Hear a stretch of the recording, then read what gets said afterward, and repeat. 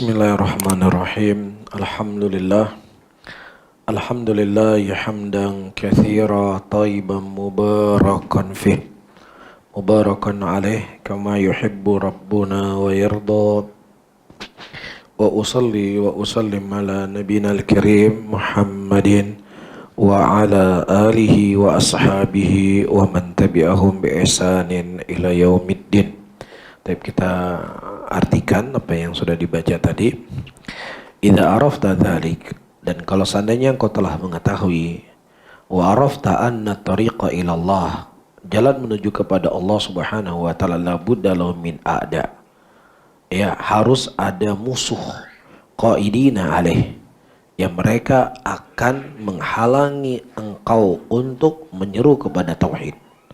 Yang musuh itu adalah ahli fasahah. Musuh itu adalah orang yang fasih dalam berbicara. Wa ilmin, mereka punya ilmu. Wa hujjajin, mereka juga punya hujjah. Nah, ketika engkau menyadari hal yang seperti ini, fal wajibu alaik, maka wajib bagi engkau an ta'allama min dinillah, hendaknya engkau mempelajari agama Allah, ma yasiru silahan, apa yang akan menjadi senjata, tuqatilu biha ulai syayatin, yang engkau memerangi mereka para syaitan, alladzina qala imamuhum, yang imam mereka telah berkata dan pemimpin mereka telah berkata di hadapan Allah, laqudanna lahum siratal mustaqim, aku akan menyesatkan mereka semua dari jalanmu yang lurus, dan akan mendatangi mereka dari segala sisinya, dari belakangnya, dari depan, dari kanannya, dari kirinya, dan engkau tidak mendapatkan kebanyakan mereka orang-orang yang bersyukur kepadamu. Baik, jadi para hadirin dan hadirat, syaitan alaihi la'natullah, ketika dia diusir dari surga, baik, dia punya ambisi. Ambisinya jangan hanya saya saja yang dikeluarkan dari surga. Orang yang menjadi sebab saya dikeluarkan dari surga itu juga harus keluar. Siapa itu? Siapa orang jadi sebab beliau keluar dari surga? Adam alaihissalam. Nah, Adam yang menjadi sebab saya keluar dari surga, maka dia pun harus keluar dari surga. Itu ambisinya iblis. Dalam keadaan dia ini masih newbie jadi iblis, belum lama jadi iblis, sebagai penyeru kesesatan. Kemudian iblis mendatangi dengan senjata yang mana dia menghias-hiasi sesuatu yang batil, dibungkus seakan-akan itulah sebuah kebenaran. Allah ingatkan Nabi Adam alaihissalam dan Hawa, la taqraba hadhihi syajarata fatakuna minadh dhalimin. Wahai Adam dan Hawa, jangan kau mendekati pohon ini, karena dengan engkau mendekati pohon ini kau akan menjadi orang yang zalim. Demikian kata Allah kepada Adam. Kemudian iblis membungkus, mempackaging larangan Allah untuk mendekati pohon tadi dengan untaian atau dengan packaging yang indah. Apa kata iblis? Ya Adamu, hal adulluka ala syajaratil khuldi wa mulkin la yabla.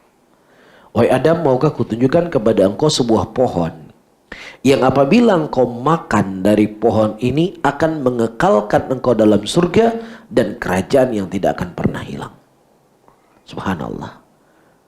Ya, Allah melarang mendekati pohon tadi. Iblis mendatangi Nabi Adam bukan sekali dua kali, terus menerus beliau datang. Dia datang dan menghias-hiasi pohon yang dilarang oleh Allah dengan pohon yang indah. Akhirnya dimakan oleh Nabi Adam. Dimakan oleh Nabi Adam.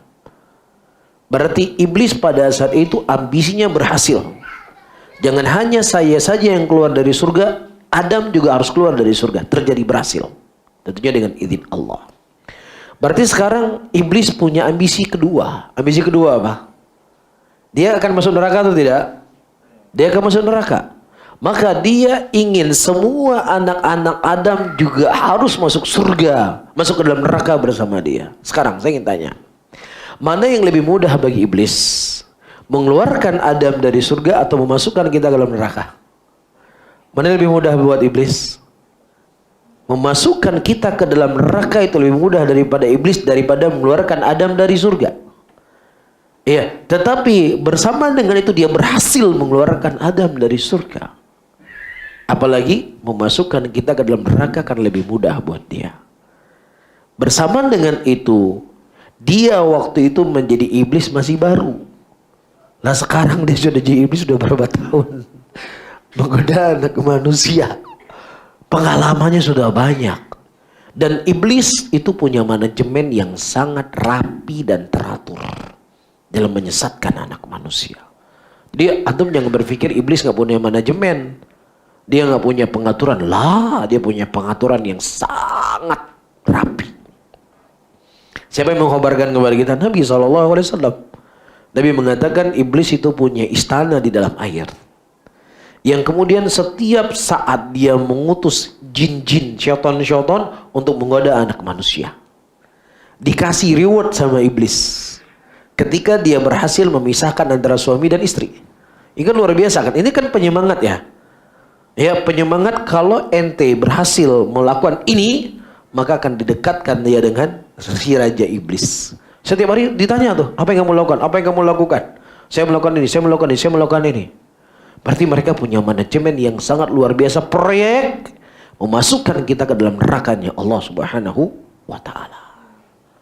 Dan luar biasa para hadirin. Al-Quran datang 30 juz. Yang kata Ibnu Qayyim rahimahullah, isinya itu adalah apa? Tauhid. Isinya adalah larangan terhadap kesyirikan. Demikian kata Ibnu Qayyim rahimahullah. Tetapi iblis mendatangi anak manusia dan menggoda anak manusia, dan dia hanya menggambarkan kesyirikan itu sebagai bentuk cinta kepada orang-orang saleh. Jadi dia tidak menamakan itu syirik, tapi dia menamakan ini hubbus sholihin, mencintai orang saleh. Taib. Maka ketika mereka datang ke kuburan, meminta kepada kubur, memohon kepada kubur, berdoa kepada kubur, mereka akan mengatakan ini sebagai bentuk cinta kami kepada orang soleh. Masa salah cinta sama orang soleh? Iya. Nah ketika kita melarang mereka untuk melakukan perbuatan ini, mereka akan mengatakan mereka adalah orang-orang yang mengambil ajaran dari Yahudi yang membenci para ulama, membenci orang soleh. Siapa yang membenci orang soleh? Siapa yang membenci ulama? Ya, akan tetapi yang kita katakan adalah tidak boleh berdoa kepada selain Allah. Orang soleh itu bukan tempat kamu berdoa. Tapi kesimpulannya mereka apa? Kita benci dengan orang soleh, benci dengan ulama. Itu semuanya dari siapa? Iblis. Ya, sebagaimana ayat yang kita baca tadi. Dia akan membisiki kalimat-kalimat kebatilan, dia itu dibungkus seakan-akan kalimat yang indah. Di Al-Quran yang isinya 30 juz, Nabi berdakwah 23 tahun mengajak manusia kepada tauhid dengan satu kalimat yang iblis bungkus kesyirikan itu menjadi sebuah ibadah. Kesyirikan itu menjadi sebuah legal, sesuatu yang legal. Kesyirikan itu dianggap sebagai cinta kepada orang saleh. Nah ketika kita menyadari ini musuh yang kita punya para hadirin dan hadirat, mau tidak mau kita harus punya senjata. Apa senjatanya? Ilmu. Apa senjatanya? Hujjah. Taib yang harus kita pegang untuk menyelamatkan kita sampai kita bertemu dengan Allah. Ini nasihat Syekh. Fawajib alaika an ta'allama min dinillah. Maka wajib bagi engkau untuk mempelajari agama Allah yang akan menjadi senjata yang dengannya engkau memerangi mereka para syaitan dari kalangan jin dan syaitan dari kalangan manusia. Jelas ya? Lakin idza in aqbalta ilallah. Tapi kalau seandainya engkau kembali kepada Allah, wa asghaita ila hujajillah, dan engkau mendengar, membuka telingamu mendengar hujah-hujah dari Allah dan juga penjelasan-penjelasan dari Allah, maka jangan kau takut, jangan kau bersedih. Inna kaidasyaitan kana dha'ifa. Karena sesungguhnya makarnya syaitan itu lemah. Bisa difahami? Tapi kalau seandainya kita nggak punya ilmu, maka kita akan terberungus atau hanyut di dalam syubhatnya tadi. Nas'alullah salamata wal afiyah. Naam. Ahsanallahu ilaikum. Wal 'ami minal muwahhidin yaghlibu alfan min ulama haula'il musyrikin kama qala ta'ala wa inna jundana lahumul ghalibun. Fajundullah humul ghalibuna bil hujjati wal lisan. كما أنهم الغالبون بالسيف والسنان وإنما الخوف على الموحد الذي يسلك الطريق وليس معه سلاح. وقد من الله علينا بكتابه الذي جعله تبيانا لكل شيء وهدى ورحمة وبشرى للمسلمين، فلا يأتي صاحب باطل بحجة إلا وفي القرآن ما ينقضها ويبين بطلانها، كما قال تعالى: ولا يأتونك بمثل إلا جئناك بالحق وأحسن تفسيرا. قال بعض المفسرين: هذه الآية عامة في كل حجة يأتي بها أهل الباطل إلى يوم القيامة. Taib, Masya Allah. Perhatikan, ini hal yang sangat penting. Wal'ami minal muwahhidin, orang-orang awam dari kalangan muwahhidin, maksudnya para penuntut ilmu dari kalangan muwahhidin, yaghlibu alfan min ulama'i haula'il musyrikin. Itu bisa mengalahkan 1000 dari ulama musyrikin. Sebagaimana kata Allah, inna jundana lahumul ghalibun. Sesungguhnya tentara-tentara kami bagi mereka kemenangan. Ada satu cerita. Ada seseorang, dia menyampaikan pengajian. Baik. Dia berkata, siapa bilang atau siapa yang mengatakan tidak boleh meminta kepada kubur? Siapa bilang tidak boleh berdoa kepada mayit-mayit? Berdoa kepada kubur, berdoa kepada mayit adalah sesuatu yang dibolehkan, dibenarkan dalam Islam. Dan itu disebutkan dalam Al-Quran. Dia menyampaikan di pengajian. Allah mengatakan dalam ayatnya, la tahsabanna alladhina qutilu fi sabilillahi amwatan bal ahya'u inda rabbihim yurzaqun. Jangan kau menyangka bahwasanya orang-orang yang mereka gugur di jalan Allah itu mereka mati. Mereka hidup. Jadi kalau dulu ketika Nabi SAW di masa beliau di dunia, ada masalah, para sahabat mendatangi Rasulullah, ya Rasulullah, doakan kami agar Allah menurunkan hujan kepada kami. Ya Rasulullah, doakan kami agar kami bisa masuk dalam surga. Nabi hidup. Dan sekarang Nabi SAW dan para mujahidin, para ulama, as-solihin, al-wali oleh Allah, mereka hidup dalam kuburnya. Sehingga apa salahnya kami datang ke kubur mereka, meminta kepada mereka? Mereka hidup, kata Allah, dalam kubur. Sebagaimana dulu Rasulullah hidup dan didatangi oleh para sahabat untuk dimintai doa. Kuat nggak hujahnya kira-kira? Apa kira-kira jawabannya ibu? Ada ayatnya loh ibu. Bukan nggak ada ayat berdoa sama kuburan, meminta sama mayit. Ada ayatnya. Kemudian salah seorang awam di situ, dia tunjuk tangan, ya Syekh. Dalam ayat ini Allah Subhanahu wa taala mengatakan inda rabbihim yurzaqun. Di sisi Rabbnya mereka, para syuhada tersebut diberikan rezeki. Allah mengatakan bidhammal ya, yurzaqun. Allah tidak mengatakan inda rabbihim yarzuqun. Di sisi Rabbnya yarzuqun, kalau pakai fathah ya artinya mereka bagi-bagi rezeki. Kalau mereka bagi-bagi rezeki, silahkan kau minta rezeki sama mereka. Cuman masalahnya mereka pun yang syahid di jalan Allah, yang hidup dalam kuburnya, mereka masih diberikan rezeki oleh Allah. Kalau mereka saja masih butuh rezeki dari Allah, lah gimana kita masih tentunya lebih sangat butuh kepada rezekinya Allah. Paham gak? Paham? Jadi ayat yang mereka gunakan untuk melegalkan kesyirikan, ayat itu pula yang kita gunakan untuk membantah mereka. Demikian kata Syekhul Islam Ibnu Taimiyah rahimahullah.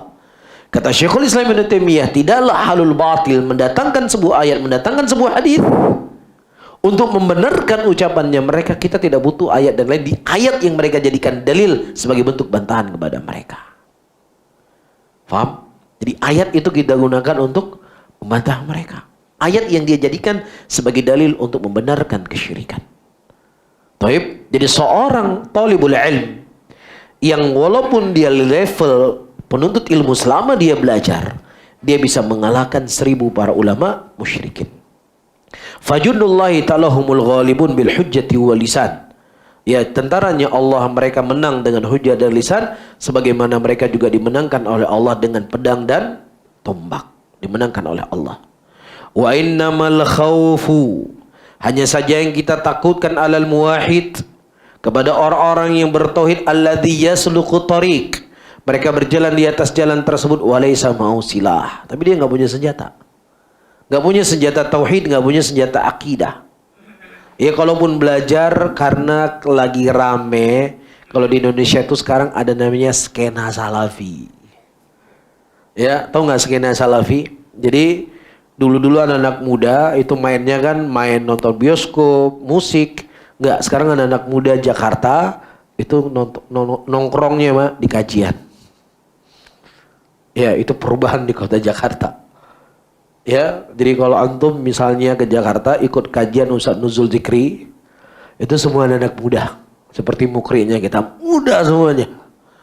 Ya, yang hadir 9.000 orang sekali kajian. Ya, 9.000 orang, anak muda semuanya. Artis, model, bintang sinetron. Ngaji semuanya. Makanya sekarang ada istilah apa? Skena salafi. Jadi perubahan anak muda Jakarta yang biasa nongkrong di kafe-kafe, nongkrong di tempat maksiat, sekarang nongkrongnya di Masjid Blok M. 9.000 orang. Jadi sekarang ada istilah skena salafi. Jadi sudah jadi tren. Menjadi seorang salafi itu jadi tren di Jakarta. Ya, jadi kalau untuk main mall-mall di Jakarta, orang bercadar, orang nggak isbal, jenggotan itu di mana-mana udah. Ya, dan ini sesuatu yang kita syukuri. Ya, sesuatu yang kita syukuri. Ya, belum lagi teman-teman di sana punya acara halal fair, kultur fair, muslim fair. Jadi punya acara-acara yang bermanfaat. Jadi memang gelombang orang mengaji itu luar biasa. Ya, sampai dibuat skena salafi. Paham? Jadi sudah jadi tren. Nah, ketika seorang ini sudah jadi tren, misalnya, kemudian hanya ikut tren saja, ya ikut cara berpakaian, ya pakai hijab yang syar'i, pakai celana di atas mata kaki, itu jadi tren. Tapi kalau dia nggak belajar, nggak nuntut ilmu, nggak belajar tauhid, nggak belajar akidah, maka ini nggak akan memberikan manfaat. Ini tidak akan memberi manfaat. Jadi kalau untuk ke Jakarta ya, antum mau ke kafe, kafenya nggak ada musik, yang itu semuanya orang jilbaban, orang jenggotan, ada kafenya. Ya, semuanya itu jamaah pengajian. Kafe-kafe gaul, kafe-kafe keren. Antum kalau mau nge-gym nggak ada laki-laki, nggak ada perempuan, pisah, nah juga ada. Ya nggak ada musiknya, pisah lagi perempuan juga ada. Punya teman-teman juga, apa aja ada. Karena apa? Gelombangnya tadi udah jadi tren. Ya mudah-mudahan suatu saat di Kuala Lumpur juga demikian. Jadi butuh kesemangatan, keseriusan dalam mendakwakan tauhid, mendakwakan sunnah. Ya justru itu akan memberikan kebaikan yang sangat banyak kepada umat. Ya, karena memang di Indonesia itu artis-artis top. Ya, Indonesia tiba-tiba duduk di pengajian. Itu sudah hal yang biasa di sana. Tapi karena memang ya ibadah Allah Subhanahu wa taala, teman-teman dalam menyebarkan dakwah itu sangat luar biasa. Ya, luar biasa. Memang kalau dari sisi dunia ya, Indonesia itu kalah jauh sama Malaysia. Ya, kalah jauh kita. Tapi kalau dari sisi dakwah salafiyah, kita bisa mengatakan kita lebih banyak. Tapi ini sebagai bentuk penyemangat dan motivasi. Ya mungkin banyak kendala ya di sini, nggak bisa kajian di masjid atau lain sebagainya ya. Mungkin itu kendala-kendala sehingga jamaahnya mungkin nggak sebanyak di Indonesia. Tapi sendiri ribu terus bersemangat untuk menyebarkan kebaikan dan menyebarkan tauhid. Nah, kata Syekh rahimahullah, walaysa ma'hum silah, tidak ada bersama mereka senjata. Waqad mannallahu alaina bikitabil ladzi ja'alahu tibyanan likulli syai'in wa huda wa rahmatan wa busyra lil muslimin. Dan waqad mannallah, Allah telah memberikan anugerah kepada kita dengan kitabnya. Yang mana kitab itu tibyanan likulli syai'in, dia penjelas segala sesuatunya, dia petunjuk, dia rahmat, dan dia sebagai khabar gembira. Jadi apa saja yang dibutuhkan oleh manusia itu ada dalam Al-Quran. Jadi ada satu cerita. Pada waktu itu ada sekelompok ulama datang ke sebuah restoran. Mereka makan. Kemudian datang orang-orang kafir pada waktu itu ingin menguji. Dan mereka berkata, wahai Syekh, kami mendapatkan informasi bahwasannya Al-Quran itu adalah kitab yang sangat lengkap dan sempurna. Apa yang dibutuhkan oleh manusia pasti ada dalam Al-Quran. Saya ingin tantang kalian, benar atau tidak? Buktikan kepada kami, ya kalau pengakuan kalian itu benar, saya ingin bertanya, apakah ada ayat dalam Al-Quran cara memasak makanan yang kamu makan? Ada nggak kira-kira dalam ayat potong bawang, potong cabai, masak? Itu tantangannya. Kemudian Syekh mengatakan ada. Ada dalam Al-Quran bagaimana cara memasak makanan. Akhirnya Syekh itu memanggil seorang koki. Ya, chefnya dipanggil. Kemudian ditanya, wahai koki, bagaimana cara kamu masak makanan ini? Kemudian dikata Syekh, itulah bentuk dari pengamalan firman Allah, fas'alu ahla dzikri in kuntum la ta'lamun. Tanyakanlah kepada ahlinya kalau kamu tidak tahu. Jadi kalau kita mau tanya kepada bagaimana cara masak, tanyanya kepada siapa? Yang ahli masak. Dan itu praktek daripada ayat. Ya, dan itulah makna dari firman Allah, tibyanan likulli syai'in wa huda wa rahmatan wa busyra lil muslimin. Al-Quran itu penjelas segala sesuatunya, dia petunjuk, dia sebagai rahmat dan sebagai kabar gembira bagi kalangan muslimin. Jadi waktu itu juga ada cerita, ada seorang yang memang di zaman itu dia sangat dikenal, tulisannya itu sangat cantik, tulisannya khotnya dia itu sangat indah. Tapi akhirnya ketika dia diajak masuk Islam, dia ingin menguji semua agama, mana agama di antara agama yang paling benar. Dia datang ke Nasrani. Kemudian orang-orang Nasrani meminta dia untuk menulis kitab Injil.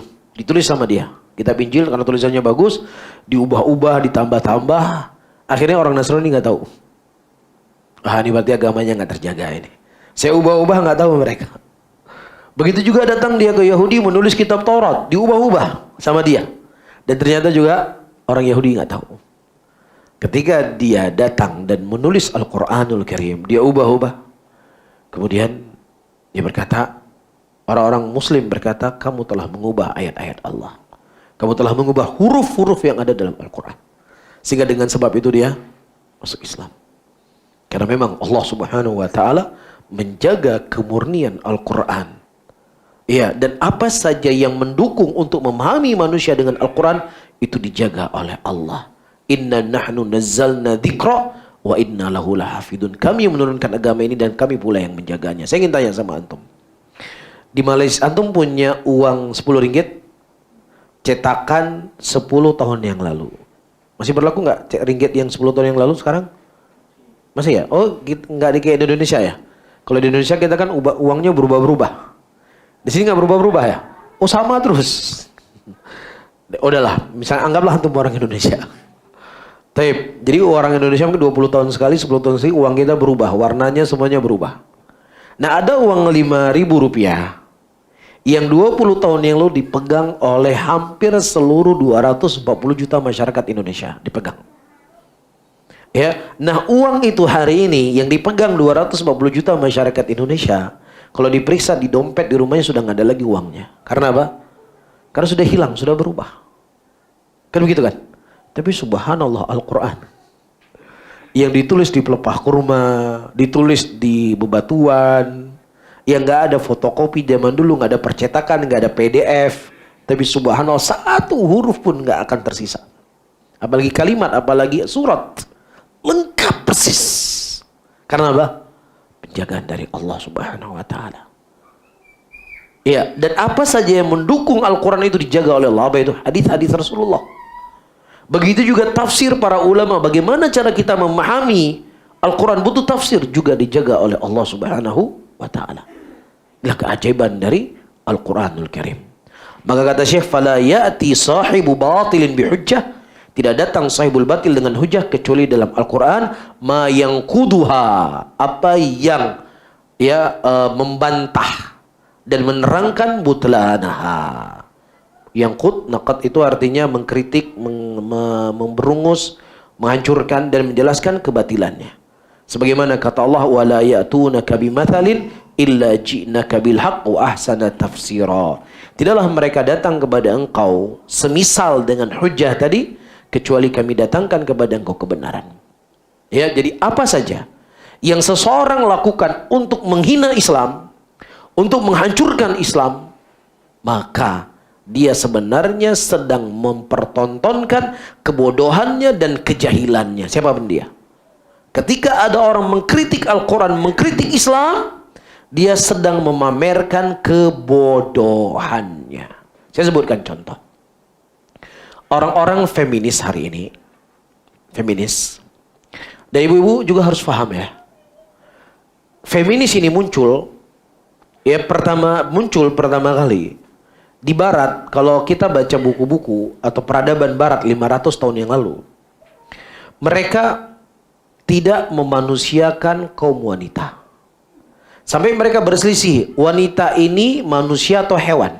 Segitu, 500 tahun yang lalu di kalangan barat. Perempuan gak berhak untuk memiliki, gak bisa mewarisi. Perempuan hanya sekedar pelampiasan syahwat laki-laki.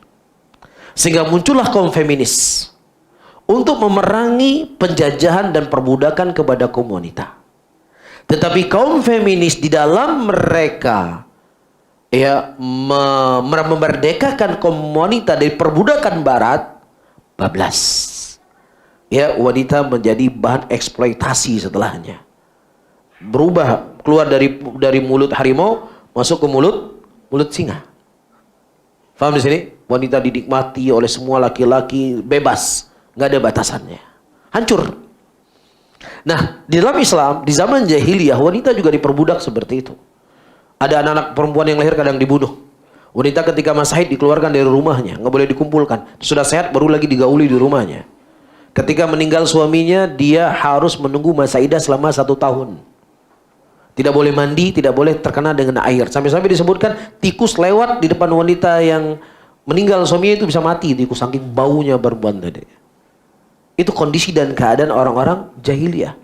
Kemudian datang Islam memerdekakan kaum wanita dari perbudakan orang-orang jahiliyah dengan kehormatan, dengan memuliakan kaum wanita tersebut. Baik, jadi apa saja syariat Allah yang datang kepada kaum wanita itu adalah untuk memuliakan kaum wanita. Saya sebutkan contoh logikanya begini. Logikanya begini, ibu-ibu, kalau kita pergi ke pasar, kan ada kue-kue yang dijual ya, kue-kue yang tidak di packaging, yang nggak dibungkus. Itu berapa ringgit harganya? Berapa ringgit? Seringgit? 2 ringgit? Baik. Tapi kalau kue yang sama dibungkus, ditaruh plastik, dikotakin, kemudian ada kreseknya, harganya udah berapa? 5 ringgit. Naiknya lebih dari 100%. Padahal kuenya sama nggak? Kuenya sama, kenapa? Nah, karena semakin di packaging, semakin tertutup, sesuatu itu lebih apa? Lebih mahal. Baik. Contoh yang kedua. Tahu nggak emas imitasi? Emas palsu. Oh ya, perhiasan-perhiasan palsu yang dijual di coket itu kan diobral kan. Tokonya biasa mau diobral, dipegang, lain sebagainya. Tapi kalau emasnya 24 karat, dimasuk di mana? Di toko, ada etalasenya, ada kacanya. Kan nggak sembarangan orang pegang kan? Dipegang pemain yang mana? Ini tunjuk, pegang, taruh lagi. Tapi kalau jual permata berlian yang harganya puluhan ribu ringgit, ratusan ribu ringgit, di mana? Mungkin di hotel bintang 5. Mungkin muka-muka kayak kita dilihat nih, bapak nih kayaknya bukan pembeli. Ya, minimal pembeli sini tasnya harus LV, harus Dior, nih tasnya tas apa nih dipakai. Mungkin kita bukan pasarnya mereka. Lebih eksklusif lagi. Demikianlah Allah memuliakan kaum wanita. Ya, agar mereka eksklusif, agar mereka itu dibungkus sebagai bentuk memuliakan mereka. Faham? Nah, sekarang orang-orang feminis tadi mengkritik Islam ini nggak adil. Masa perempuan mendapatkan setengah bagian daripada laki-laki dalam harta warisan? Makanya ini nggak dibolehkan. Harus sama warisan laki-laki dengan warisan perempuan. Karena mereka menganggap yang namanya adil itu harus sama semuanya. Tapi kita tanya sama mereka, orang-orang feminis ini. Ibu, makci, ya, datuk, punya anak nggak? Ada anak yang sekolahnya di university, ada anak yang sekolahnya di taman kanak-kanak. Kira-kira jajannya sama atau enggak? Sama atau enggak? Mungkin yang sekolah di TK dikasih jajan hanya 10 ringgit. Yang sekolah di university mungkin 50 ringgit. Loh, katanya harus adil, ini kok beda? Ya beda penghasilan, beda pengeluaran. Ini kan dia nggak perlu makan siang. Ini kan nggak perlu isi bensin. Kalau ini kan perlu isi bensin, makan siang, uangnya harus jajan harus banyak. Berarti logikanya kamu, keadilan itu tidak mesti harus sama, tapi sesuai dengan kebutuhan. Demikian juga dalam Islam. Islam, kenapa perempuan mendapatkan setengah dari laki-laki? Karena dalam Islam, laki-laki tanggung jawabnya lebih besar daripada perempuan. Ketika nikah, siapa yang kasih mahar? Laki-laki. Rumah, siapa yang berhak memberikan rumah? Laki-laki. Yang menafkahi siapa? Laki-laki. Jadi laki-laki kebutuhan yang dia keluarkan lebih banyak. Maka harus lebih banyak juga dia mendapatkan. Justru kalau sama, kita laki-laki yang terzolimi. Udah warisan sama, kita yang biayain perempuan, kita yang kasih mahar, kita biaya nikah. Ini zalim bagi kita. Paham di sini? Jadi Allah Subhanahu wa taala ketika menentukan sesuatu dalam syariatnya, maka di situ adalah keadilan, kebaikan. Siapa saja yang ingin mengkritik Islam, saya ulangi kembali, dia sedang mempertontonkan kebodohannya dan kedunguannya. Karena Islam itulah agama yang sempurna. Fala wala ya'tunaka bimathalin illa ji'naka bil haqq wa ahsana tafsira. Qala ba'dul mufassirin, hadhil ayat 'ammatun fi kulli hujjatin yati biha ahlul batil ila yaumil qiyamah. Bahwasanya ayat ini adalah cangkupannya umum, setiap hujjah yang datang ahlul batil sampai yaumul qiyamah, maka kita akan dapatkan jawabannya di dalam Al-Qur'anul Karim.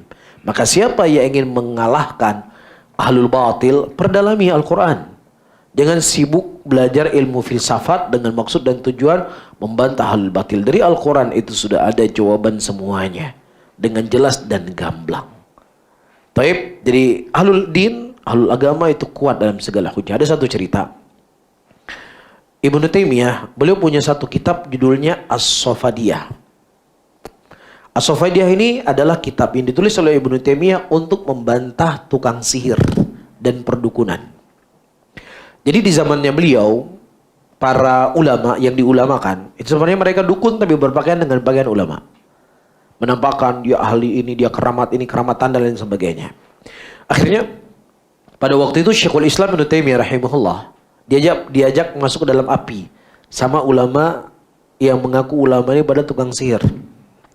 Kata dia, wahai Ibnu Taimiyah, kalau seandainya apa yang kamu suruhkan itu benar, ya, kita masuk ke dalam api. Kalau saya yang terbakar, saya sesat. Kalau kamu yang terbakar, kamu yang sesat. Masuk dalam api. Ibnu Taimiyah berkata, saya siap. Saya siap masuk dalam api. Tapi syaratnya, kamu kasih syarat, saya juga kasih syarat. Sebelum kita masuk ke dalam api, saya dan kamu mandi dulu. Selesai mandi, kita dua-dua masuk ke dalam api. Nah akhirnya dia menolak, nggak mau. Kenapa? Karena perdukunan sihir itu ada ilmu yang mereka pelajari, di dalamnya ada pantangan-pantangan. Tahu pantangan ya? Ada hal-hal yang tidak boleh dilakukan. Ya, itu ilmu sihir seperti itu. Saya pernah sekali didatangi oleh seseorang di Aceh itu kan di tahun-tahun 90-an ada operasi militer. Karena ada pemberontakan di sana. Jadi itu ada razia. Razia maksudnya polisi periksa KTP, periksa izin, semua izin gitu ya. Jadi waktu itu supaya dia ada ilmu rabun. Rabun itu artinya orang nggak melihat ada kita. Dia mengambil ilmu sihir itu di Kalimantan sana. Dia pelajari. Syaratnya cuma satu. Tidak boleh makan pisang ayam. Berarti kalau kamu kena makan pisang ayam, sakti kamu hilang. Jadi dia meninggalkan sesuatu untuk syaitan. Ya, kalau ibu-ibu bapak ada orang Indonesia. Di Indonesia itu dulu ada film zaman-zaman saya kecil ya. Film Samson namanya. Samson ini kebal dia, kuat dia. Tapi syaratnya nggak boleh cabut bulu ketiak. Kalau cabut bulu ketiak hilang kebalnya. Di Indonesia, di Malaysia ini nggak banyak cerita rakyat ya. Kalau di Indonesia terlalu banyak cerita rakyat. Jadi Samson waktu itu sedang tidur, tiba-tiba bulu ketiaknya dicabut. Akhirnya kebalnya hilang. Itu film, tapi sebenarnya dalam ilmu perdukunan, ilmu sihir itu ada. Ada pantangan-pantangan yang mereka tidak boleh lakukan. Ya, ada di Malaysia. Ada, nggak ada ya? Masya Allah, orang Malaysia nih Islamnya Masya Allah, bagus orang Malaysia. Cuman sunnahnya aja yang penting harus lebih ditingkatkan ya. Nah kemudian, Ayo rahimani wa rahimakumullah. Inti yang ingin saya sampaikan, siapa yang mereka mempelajari agama Islam, belajar tauhid, belajar akidah, dia akan cerdas dan pintar dan bisa membungkam semua ahlul batil. Taib wala ya'tunaka bimathalin illa ji'naka bil haqq. Taib. Nah, kita lanjut sedikit lagi, kemudian mungkin 15 menit setelahnya kita buka sesi tanya jawab. Kalau ada yang mau bertanya, tentunya sebatas kemampuan yang saya ketahui. Lanjut. Assalamualaikum. جواب مجمل عن احتجاج المشركين بالمتشابه وأنا أذكر لك أشياء مما ذكر الله في كتابه جوابا لكلام احتج به المشركون في زماننا علينا فنقول جواب أهل الباطل من طريقين مجمل ومفصل أما المجمل فهو الأمر العظيم والفائدة الكبيرة لمن عقلها وذلك قوله تعالى هو الذي أنزل عليك الكتاب منه آيات محكمات هن الكتاب وأخر متشابهات فأما الذين في قلوبهم زيغ فيتبعون ما تشابه منه ابتغاء الفتنة وابتغاء تأويله وما يعلم تأويله إلا الله وقد صح عن رسول الله صلى الله عليه وسلم أنه قال إذا رأيتم الذين يتبعون ما تشابه منه فأولئك الذين سمى الله فاحذروهم. Baik, perhatikan. Wa ana adzkuru laka asya, dan saya akan menyebutkan kepada engkau dari apa yang Allah Subhanahu wa taala sebutkan dalam Al-Qur'an jawaban bagi ucapan hujjahnya orang-orang musyrikin di zaman kita. Tapi jadi musyrikin zaman kita ini punya dalil-dalil, punya syubhat-syubhat, punya penjelasan-penjelasan yang menerangkan perbuatannya mereka adalah benar. Fanaqul, maka kita mengatakan jawaban kepada ahlul batil itu dari dua sisi. Pertama jawaban secara mujmal, dan yang kedua jawaban secara terperinci. Jawaban secara mujmal dan jawaban secara terperinci. Adapun jawaban secara mujmal, ini perkara yang sangat agung dan faedah yang sangat besar bagi siapa yang memiliki akal. Di mana Allah menyatakan huwallazi anzala 'alaikal kitaba minhu ayatun muhkamat hunna kitab wa ukhra mutasyabihat. Misalnya ada seseorang dia mengatakan tidak ada masalah kok kita bisa meminta kepada kubur, nggak ada masalah. Nggak ada masalah kita meminta kepada mayit, nggak ada masalah. Ini boleh. Ayatnya demikian. Dia bawa ayat misalnya. Nah, kita tidak bisa menjawab secara terperinci dari syubhat yang dia sampaikan. Kita nggak bisa jawab secara terperinci. Dalil-dalil yang disampaikan itu kita nggak bisa jawab secara terperinci. Tetapi kita bisa menjawab secara mujmal. Apa jawaban mujmal? Kita mengatakan bahwasannya Allah Subhanahu wa taala telah menurunkan ayat dalam kitabnya sesuatu yang jelas dan gamblang. Yang mana kita berdoa hanya kepada Allah, meminta hanya kepada Allah. Tidak boleh kita berdoa kepada makhluk.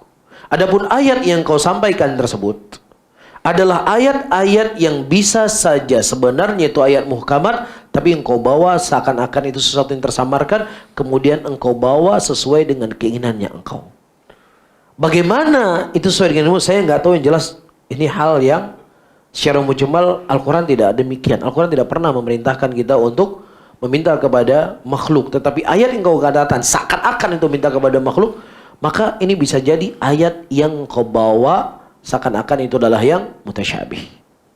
Bisa difahami ya? Kita nggak tahu jawaban secara terperinci, maka kita jawab secara umum.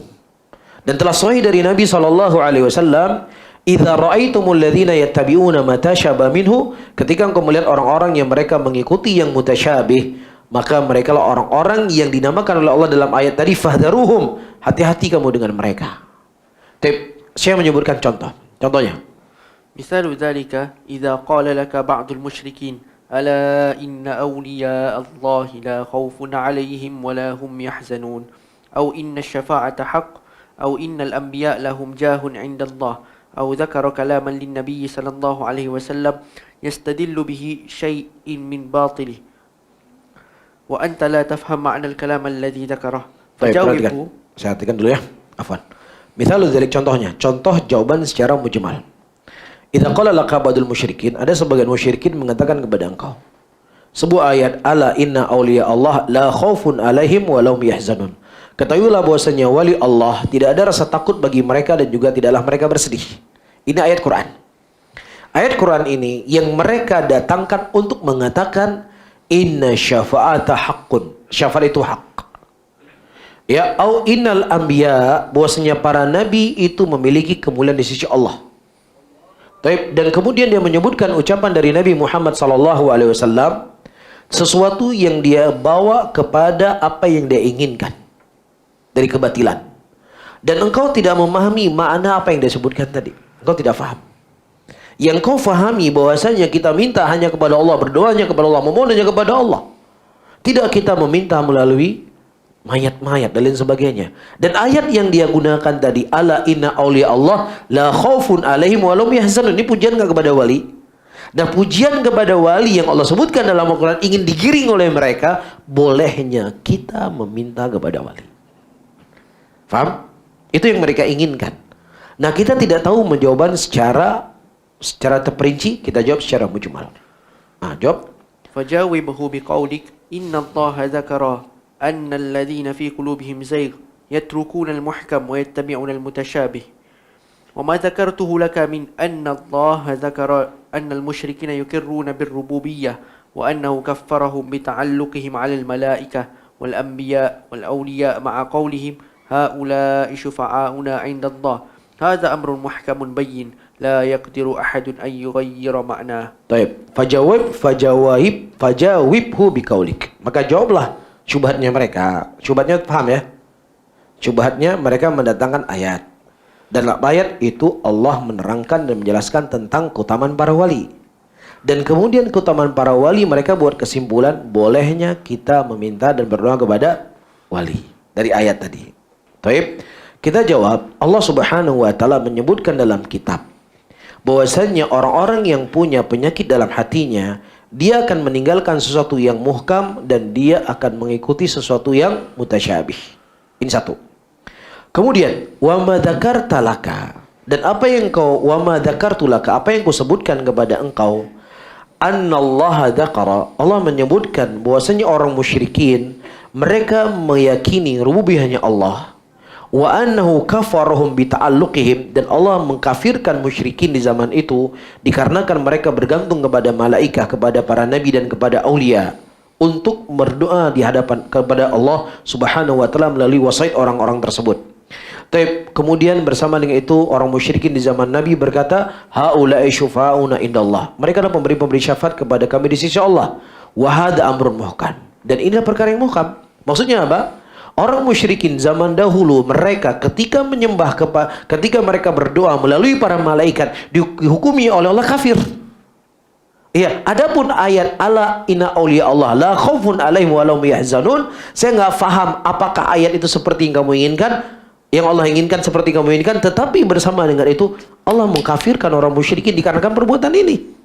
Jadi ada makna yang lain yang harus kamu fahami dan saya fahami tentang ayat illa inna awliya Allah la khaufun alaihim wa lahum yahzanun. Faham enggak ibu-ibu? Bapak paham ya? Taib, wa hadza amrun muhkam. Apa yang muhkam? Amrun yang muhkam, bahwasanya musyrikin ketika mereka berdoa kepada melalui Lata dan Uzza dan melalui orang-orang soleh tadi, yang muhkam Allah kafirkan mereka. Taib, dan ini makna tidak bisa diubah. Faham? Jadi ayat yang kamu ucapkan tadi, ala inna awliya Allah la khaufun alaihim wa lahum yahzanun, tidaklah menunjukkan bahwasanya ayat ini boleh minta kepada orang soleh. Ya, tapi bagaimana detailnya saya nggak tahu jawabannya. Cuman saya tahu ini secara umum. Itu jawaban secara mujmal. Terus. وما ذكرت لي أيها المشرك من القرآن أو كلام النبي صلى الله عليه وسلم لا أعرف معناها ولكن أقطع أن كلام الله لا يتناقض وأن كلام النبي صلى الله عليه وسلم لا يخالف كلام الله وهذا جواب جيد سديد. ولكن لا يفهمه إلا من وفقه الله تعالى فلا تستهن به فإنه كما قال وما يلقاها إلا الذين صبروا وما يلقاها إلا ذو حظ عظيم. وما ذكرته لي أيها المشرك, dan apa yang kau sampaikan kepada wahai musyrik dari Al-Quran dan ucapan Nabi sallallahu alaihi salatu wasalam, ya, aku tidak mengetahui maknanya. Aku nggak tahu maknanya. Akan tetapi aku pastikan bahwasanya ucapan Allah Subhanahu wa taala itu tidak saling bertabrak belakang satu dengan yang lainnya. Maksudnya ayat yang menerangkan perbuatan orang musyrikin dulu dikafirkan oleh Allah Subhanahu wa taala dikarenakan mereka menggunakan penengah-penengah untuk menyampaikan mereka doa kepada Allah. Itu tidak bertentangan dengan ayat ala inna awliya Allah la khaufun alaihim wa lahum yahzanun. Berarti sekarang ada yang salah yang kau fahami dari ayat ala inna awliya Allah la khaufun alaihim wa lahum yahzanun. Paham enggak? Saya ulangi kembali. Mereka mendatangkan ayat ala inna awliya Allah la khaufun alaihim wa lahum yahzanun untuk membolehkan meminta kepada wali-wali tadi. Berdoa melalui wali-wali tadi. Itu yang mereka inginkan. Nah, sementara kita nggak mengetahui secara detail bagaimana tafsir ayat ini. Kita nggak tahu. Tetapi yang kita tahu, meminta kepada selain Allah melalui jalur-jalur wali-wali tadi yang sudah mati, itu dikafirkan oleh Allah. Sehingga ayat yang mengkafirkan perbuatan mereka tidak bertentangan dengan ayat ala inna awliya Allah la khaufun alaihim wa lahum yahzanun. Bisa difahami ya? Taib. Wa anna kalam Nabi sallallahu alaihi wasallam la yukhalifu kalam Allah azza wa jalla. Dan ucapannya ya Allah Subhanahu wa taala dan ucapan Nabi tidak saling bertentangan satu dengan yang lainnya. Kemudian wa hadza jawabun jaidun, dan ini merupakan jawaban yang sadid, jawaban yang kokoh, walakin la yafhamuhu illa man wafaqahu Allah. Tapi tidak ada yang bisa memahaminya kecuali siapa yang diberikan taufik oleh Allah. Wala tastahwinhu fa innahu kama qala ta'ala, dan sebagaimana Allah mengatakan wa may yulaqqaha illa alladhina sabaru wa may yulaqqaha illa dzu haddin 'adzim. Ya, dan sifat-sifat itu tidak ada dinagerahkan oleh Allah kecuali orang-orang yang bersabar, dan tidak ada pula dinagerahkan kecuali orang-orang yang mempunyai keberuntungan yang besar terhadap pemahaman tadi. Wallahu a'lam bishawab. Mungkin ini yang bisa saya sampaikan, dan sebelum mungkin kita buka sesi tanya jawab, para hadirin dan hadirat, faham ya jawaban secara mujmal tadi? Jadi mereka ingin mengadukan ayat ala inna awliya Allah la khaufun alaihim wa lahum yahzanun, ya, untuk menerangkan dengan ayat ini bahwasanya boleh bagi kita untuk meminta kepada selain Allah. Tuh, saya contohkan dengan contoh yang lain supaya lebih jelas sebelum kita buka sesi tanya jawab. Ketika Aisyah radhiyallahu taala anha dan beberapa para sahabat Nabi Muhammad sallallahu alaihi wasallam pada waktu itu mereka sebenarnya mereka tidak keluar dari pemerintahan Ali bin Abi Thalib. Cuman terjadilah peperangan pada situ, perang Siffin dan perang Jamal. Taib. Kemudian mereka mengatakan dengan dalil keluarnya Aisyah radhiyallahu taala anha dari pemerintahan Ali bin Abi Thalib menunjukkan kepada kita bolehnya kita untuk melawan pemerintah. Paham nggak? Kisah siapa? Kisahnya Aisyah. Kisahnya beberapa sahabat Nabi. Bolehnya bagi kita untuk melawan pemerintah. Bolehnya kita mendemonstrasi pemerintah. Bolehnya kita memerangi mereka. Tapi kita mengetahui dalil dari Nabi SAW. Nabi SAW mengatakan kepada kita, ketika engkau melihat sesuatu yang kau tidak sukai dari pemerintahmu, sabar dan lain sebagainya. Jangan mengangkat senjata kepada mereka, jangan perangi mereka. Faham di sini? Nah, kita kisah Aisyah ini nggak tahu bagaimana duduk permasalahannya. Yang kita ketahui dari Nabi kita Muhammad SAW tidak boleh memberontak kepada pemerintah dan bersabar dengan kezaliman pemerintah. Faham? Maka jawabannya secara mujmal, wahai fulan, apa yang kamu bawa dari perbuatan Aisyah radhiyallahu taala anha, menurut kamu boleh memberontak kepada pemerintah sebagaimana Aisyah? Aku tidak faham bagaimana maksudnya. Tetapi sesuatu yang muhkam dalam hadis-hadis Rasulullah sallallahu alaihi wasallam, ya, beliau mengatakan untuk kita sabar kepada pemerintah dan tidak memberontak kepada mereka. Itu yang saya ketahui. Dan tentunya sahabat Nabi SAW tidak pernah menentang dengan hadis Nabi. Dan bagaimana duduk permasalahannya Aisyah saya nggak paham. Tapi hadis yang muhkam seperti ini dari Nabi SAW. Paham nggak? Ini jawaban secara mujmal. Walaupun secara terperinci kita bisa menjawab, kita mengatakan kisah Aisyah itu sahih. Akan tetapi permasalahannya tidak seperti yang kamu inginkan. Tidak seperti yang kamu gambarkan, tidak seperti yang kamu simpulkan. Aisyah radhiyallahu taala anha pada waktu itu tidak memberontak kepada Ali bin Abi Thalib radhiyallahu taala anhu. Kalau seandainya beliau memberontak kepada Ali bin Abi Thalib, beliau akan mendatangi Ali, tapi justru beliau menjauh dari Ali pada waktu itu. Kedua, Aisyah ketika ditanya siapa pemimpin yang harus kami taati, Ali radhiyallahu taala anhu. Yang ketiga, Aisyah pada waktu itu tidak memberontak ketidaksetujuannya beliau kepada pemerintahan Ali, bukan. Tapi pada waktu itu beliau berkumpul meminta agar Ali bin Abi Thalib memberantas dan mengadili orang-orang yang membunuh Utsman bin Affan. Itu yang diminta oleh Aisyah radhiyallahu taala anha, bukan memberontak kepada Ali.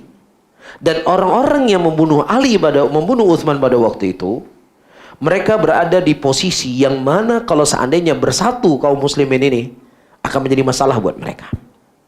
Faham? Akhirnya berdamailah Aisyah dengan Ali. Permasalahannya mereka apa? Bukan ketidaksahannya pemerintahan Ali, tidak.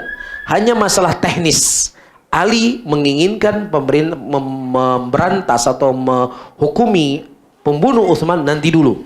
Karena ada masalah-masalah besar yang harus diselesaikan satu persatu, dan itu akan kita selesaikan. Dan Aisyah, mereka menginginkan apa? Orang membunuh Ali harus segera diadili. Nggak boleh dilama-lamakan. Teknis ya. Bukan masalah sah atau tidak sahnya pemerintahan Ali bin Abi Thalib. Jelas? Dan kemudian mereka itu berdamai, buat kesepakatan. Akhirnya para orang Syiah dan Khawarij pada waktu itu, mereka mengirim pasukan menyerang Ali dan mengirim pasukan menyerang Aisyah.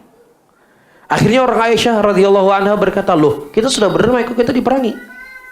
Orang Ali mengatakan, loh kita sudah damai kok kita diperangi. Akhirnya berperanglah mereka. Bukan karena memberontak kepada pemerintah, bukan karena tidak mengakui pemerintahan Ali. Ini jawaban secara terperinci. Tapi kalau kita tidak mengetahui jawaban secara terperinci, kita mengatakan kisah yang kamu sampaikan saya tidak tahu, tapi hadis yang datang dari Nabi begitu jelas dan gamblang, itu tidak boleh kita memberontak kepada pemerintah. Faham? Demikian juga dengan contoh kita sebutkan tadi. Dalam Al-Quran Allah begitu jelas menerangkan tentang kesyirikan. Tidak boleh kita berdoa kepada selain Allah. Dan Allah mengkafirkan orang musyrikin ketika mereka berdoa kepada selain Allah melalui wali-wali tadi. Adapun ayat yang kau katakan bolehnya meminta kepada wali, saya nggak tahu maknanya, tapi ayatnya begitu muhkam dan satu ayat dengan ayat lain tidak saling bertentangan. Bagaimana intinya saya nggak tahu.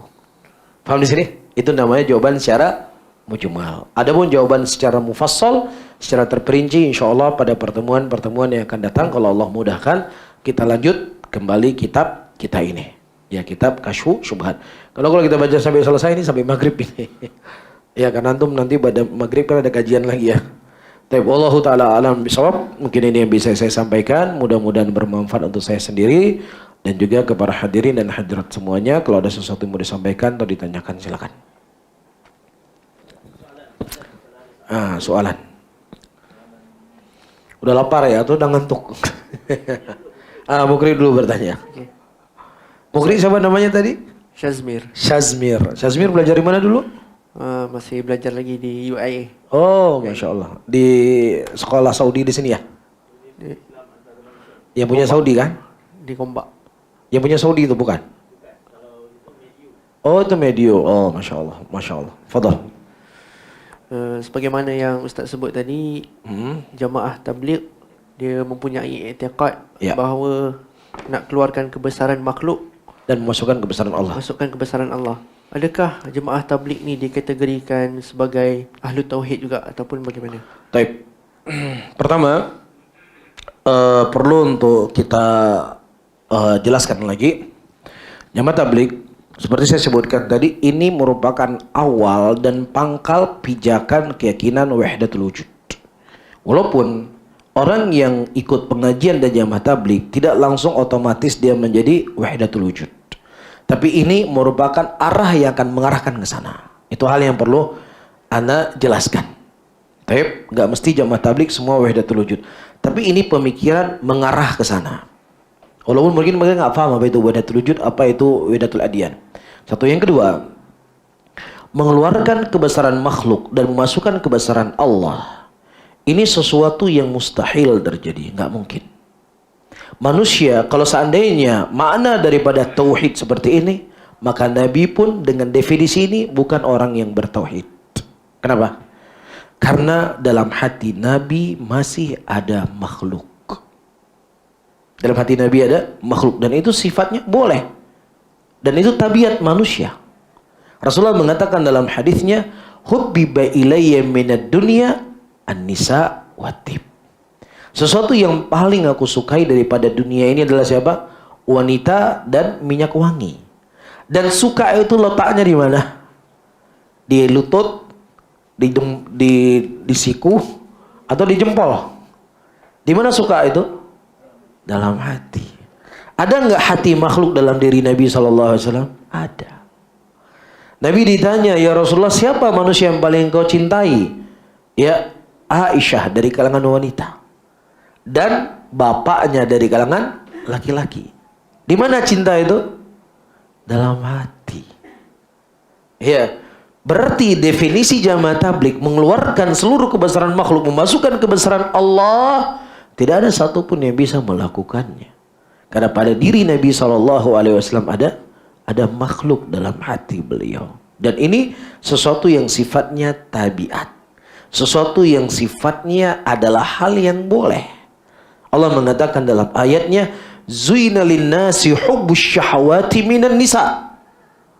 Dihiasi kepada manusia kecondongan dan kecintaan kepada wanita, kepada kuda-kuda, kepada kebun, kepada perhiasan.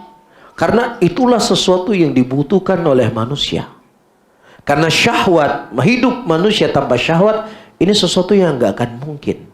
Tapi hidup manusia bergelimang dengan syahwat, ini akan menghancurkan manusia itu sendiri. Makanya untuk berjalan kehidupan, Allah Subhanahu wa Ta'ala menjadikan syahwat untuk manusia dan juga untuk kepada hewan. Ibu-ibu bisa bayangkan, kalau ayam jantan nggak punya syahwat kepada ayam betina, nggak bisa makan telur gitu. Nggak bisa makan ayam goreng. Ya, ayam betina nggak punya syahwat sama ayam jantan. Begitu juga kambing jantan nggak punya syahwat kepada kambing betina. Nggak bisa makan sate kambing kita. Abu Naim nggak bisa jualan kambing di bulan haji. Karena nggak punya syahwat. Tapi Allah jadikan syahwat itu untuk kehidupan manusia. Begitu juga Allah jadikan syahwat bagi manusia untuk berjalan kehidupan manusia. Dengan ada syahwat, keinginan seorang suami, dia butuh dengan perempuan, perempuan butuh dengan suaminya, lahirlah kita di muka bumi ini. Penting nggak syahwat? Penting. Syahwat itu di mana letaknya? Dalam hati, muncul awalnya di hati. Makanya ketika kita ingin menikah seorang perempuan, yang pertama harus kita lihat apa? Wajahnya. Oh, cocok. Masuk nggak dalam hati kita? Ada klik dalam hati. Klik ya, dalam hati. Berarti dia ada rasa cinta. Dan cinta itu sesuatu yang nggak bisa dihilangkan. Nah, sekarang bagi jamaah tabligh, ayyuhal hadirun wal hadirat yang dimuliakan oleh Allah. Jamaah tabligh, kalau memang seandainya dia asalnya orang-orang yang memang mengerti tauhid, ya sudah, dia akan paham dengan tauhid tadi. Tapi kalau dia terus-menerus pergi belajar dengan jamaah tabligh, pergi ke India dan lain sebagainya, udah bisa hilang rasa tauhidnya tadi. Ada satu cerita diceritakan dari Syekh bin Baz rahimahullah. Pada waktu itu ada seseorang, dia bermimpi dalam tidurnya, orang Arab Saudi. Nabi SAW berpaling darinya. Dia bermimpi Rasulullah berpaling darinya. Taib. Nah, kemudian setelahnya dia pergi ke masjid, bertemulah dengan jamaah tabligh yang sedang khurut pada waktu itu di Arab Saudi. Dia cerita, dan kemudian dia katakan, ya Syekh, saya begini dan begini dan begini. Kemudian kata Syekh, itu karena kamu tidak ikut jamaah tabligh, makanya Nabi berpaling dari kamu. Akhirnya di mana jamaah ini? Akhirnya pergilah dia ke India. Ya, pergi ke India. Sesampai dia di India, dia berkata, nggak mungkin Nabi berpaling dari saya karena saya nggak ikut jamaah ini. Karena orang Saudi, awam-awamnya Arab Saudi itu apa? Minimal paham dia kan tauhid, paham akan syirik. Nggak mungkin Rasulullah berpaling dari saya ikut jamaah seperti ini, nggak mungkin. Ya, kenapa saya ngomong ya? Saya karena mantan jamaah tabligh. Saya dulu pergi khurut ke India. Bukan ke India, nggak sempat ke India, ke Thailand. Yaitu jamaah-jamaah tabligh kita dulu hari Jumat ke kuburan, ngaji kuburan. Ya, kemudian nanti ada jual-jual jimat. Wallahi, apa yang saya ucapkan ini terjadi. Saya ingat sekali waktu itu ada batu-batu dijual, ini batu ini bisa bagus untuk ini dan ini dan ini. Nanti bertawasul dengan Syekh Abdul Qadir Jilani. Itu diajarkan. Taib. Nah, akhirnya dia pulang kembali. Ketika dia pulang, dia duduk dengan Syekh bin Baz. Dia cerita, ya Syekh, Saya bermimpi melihat Nabi SAW dalam mimpi saya dan kemudian Nabi berpaling dari saya. Sebelum Syekh bin Baz menjawab, beliau tanya dulu bagaimana sifat Nabi yang kau ketemui. Karena Rasulullah itu punya sifat-sifat, rambutnya demikian, warna kulit demikian, hidungnya demikian, badannya demikian, yang tidak bisa diserupai oleh iblis. Itu dulu ditanya Syekh bin Baz, karena Syekh bin Baz orang berilmu. Ketika ditanya, Nabi yang dia ceritakan yang berpaling dari dia, itu tidak seperti sifat dari sifat Nabi kita Muhammad SAW dalam hadis. Mungkin disebutkan, oh Rasulullah mirip Ronaldo. Oh mungkin bukan Nabi itu. Ya, oh Rasulullah mirip Messi. Oh Rasulullah nggak kayak Messi. Rasulullah orang Arab. Paham di sini ya? Jadi inilah karena kebodohan dan kejahilan, dan orang yang ngerti tauhid dia akan paham. Ya, dia tidak akan mungkin ikut kepada jamaah yang seperti itu. Tapi walaupun kita nggak mengingkari ada orang ngerti tauhid yang mungkin tujuannya memperbaiki dan lain sebagainya. Tapi asal daripada pemikiran jamaah ini adalah jamaah yang menyimpang dari jalannya para imatus salaf, dan terkhusus dalam pembahasan kalimat tauhid la ilaha illallah. Nah, wallahu a'lam bishawab. Ada yang lain? Nah, silakan Pak. Ya. Nah, kalau barakallahu fik, kalau saya yang memutuskan, saya tidak punya kemampuan karena kita seorang penuntut ilmu. Tetapi di sana telah datang fatwa para ulama yang sangat banyak, di antaranya Syekh bin Baz rahimahullah, ya, dan masyayikh yang lainnya, yang mana mereka berfatwa bahwasanya Jamaatut Tabligh adalah dari 73 golongan yang keluar daripada akidah Ahlus Sunnati wal Jamaah. Tapi mereka bukan keluar dari Islam, berarti keluar dari jalan akidah Ahlus Sunnah wal Jamaah. Adapun Muslim, mereka masih Muslim. Mereka masih Muslim, saudara kita Muslim. Adapun jalannya mereka, saya pernah baca satu buku, judulnya Kata-Kata Mutiara Maulana Ilyas. Itu judulnya, pakai buku bahasa Indonesia, bahasa Melayu, bahasa Malaysia. Jadi di situ saya baca, Maulana Ilyas, pendiri Jamaah Tabligh, beliau inilah seorang pemuda yang memiliki ghirah yang sangat, memiliki kecemburuan yang sangat akan kondisi pemuda-pemuda yang ada di negerinya. Taib, yang tadinya diceritakan dalam buku tersebut ya, beliau ini dianggap orang yang pintar di kampungnya. Ya, orang pintar dalam arti kata, kalau ada orang benda hilang datang ke dia. Orang pintar dalam tanda petik. Jadi kalau ada hal-hal yang bawa klinik-klinik gitu, datangnya ke dia. Ya, dan kemudian ketika dia pergi umroh katanya, dan kemudian dia bermimpi di sana, ya karena gurunya meninggal waktu itu dia sedih, akhirnya dia pergi umroh, dan kemudian dalam mimpinya dia bertemu dengan Rasulullah dan gurunya, dan kemudian gurunya Rasulullah mengatakan, wahai Maulana Ilyas, kamu juga akan segera menyusul bersama kami di sini. Kemudian kata gurunya demikian, kemudian kata Rasulullah, tidak. Maulana Ilyas ini kita tugaskan sebuah tugas yang sangat agung. Kutiba dalam ayat Allah mengatakan kuntum khairu ummatin ukhrijat linnas ta'muruna bil ma'ruf wa tanhauna 'anil munkar. Semenjak itulah dia membuat pekerjaan khurut 3 hari, 40 hari, 4 bulan untuk memperbaiki keadaan pemuda di kampungnya. Semenjak itulah dia tidak lagi buka praktek. Praktek apa? Praktek orang pintar tadi. Ada benda hilang cari, lihat di baskom. Itu kerjanya dia. Dan itu di buku sendiri ditulis. Di buku berbahasa Malaysia berjudul Kata Mutiara Maulana Ilyas, karena memang mereka berjalan di atas tarekat Naqsabandiyah. Kalau bapak-bapak dan ibu-ibu pernah pergi khurd bersama mereka, itu di sore hari itu ada namanya jaulah. Jadi satu kelompok pergi keluar masjid mengajak manusia, satu kelompok berzikir dalam masjid sebagai kekuatan orang di luar. Yang di luar masjid tidak boleh memetik dedaunan, tidak boleh memotong pepohonan. Itu hanya berlaku di Ka'bah dan di Madinah ketika kita berihram. Tidak berlaku di Malaysia, tidak berlaku di Aceh, nggak boleh memetik pepohonan. Itu mereka buat syariat ini, syariat yang baru. Jelas, dan itu jelas tarekat. Tarekat Naqsabandiyah, yang satu berzikir, yang satu berjalan, nanti sudah ketemu doa sama-sama. Ini tarekat. Ya, wallahu a'lam bishawab. Ada yang lain? Kalau tidak ada, kita tutup pengajian kita di siang hari ini. Mudah-mudahan bermanfaat untuk saya dan kepada antum semuanya. Nah, saya tutup. Ibu-ibu nggak ada pertanyaan ya?